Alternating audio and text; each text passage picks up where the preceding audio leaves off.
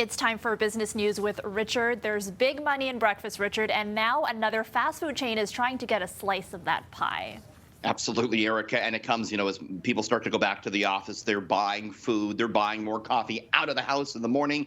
Yeah, Wendy's wants in on that. Wendy's is now, in the next couple of days, going to open up its restaurants in the morning for the first time, and they're going to serve breakfast. And they release their menu. And you got to give them, I guess, points for creativity. The breakfast items are kind of a spin on their classic, lunch and dinner items. There's going to be a breakfast baconator, bacon and egg.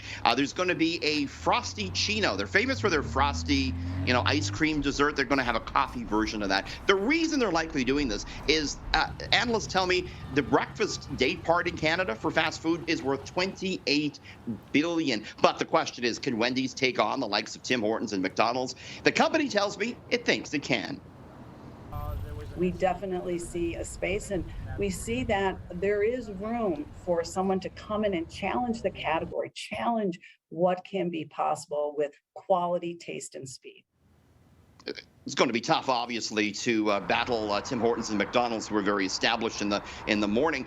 The good economic news here, Erica, is that Wendy's is in the middle of hiring 1,500 workers across Canada to staff the restaurants in the morning. Yeah, okay. And the cost of borrowing money is going up, and this wasn't your ordinary rate hike, Richard.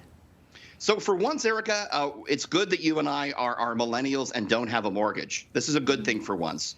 Because it's going up, I'm afraid. Bank of Canada today, Erica, it did what we were expecting it to do, hiked its interest rate by 0.5%. It now stands at 1%. What is the Bank of Canada interest rate, you might be asking? Well, it's how much interest the Bank of Canada wants to charge commercial banks to lend each other money overnight to settle balances. This overnight lending rate, as it's called, helps set the rates charged for things like loans and mortgages. So if you have a variable rate mortgage, it's likely going up 0.5%. How much more money are you on the hook for?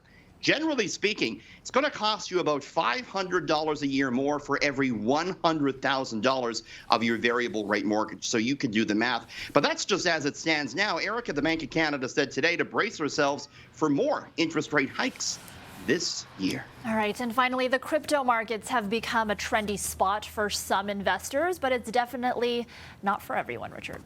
So here's a fun, I don't know, take this with a grain of salt maybe, but expert scientists at the Queensland University, Erica, they analyzed hundreds of crypto users to find out what type of personality traits they have. What they found wasn't great. They said the average Bitcoin investor is a calculating psychopath with an inflated ego. They also tend to display signs of narcissism, sadism, and have an inflated sense of self-importance. Why is this, you ask? Well, scientists say narcissists might be drawn to the technology because they tend to focus on the positive side of life. A lot of this has to do with the fact that crypto is so volatile. People think they can make a quick buck. They like the excitement. Maybe it attracts some of those negative personality traits. I don't know. But I can see now why you're not a crypto investor, because you're none of those things, Erica. Everyone's thinking now of that one person they know who is a crypto investor, and they're thinking, does they're this like, make that makes sense? Does it? That makes a lot of sense. Hey, by the way, before we go, gas is going up 5 pennies tonight and another 5 pennies 2 days from now. So it might be a good night for a fill up, Erica. All right. Thanks, Richard. That's business editor Richard Southern. Thank you.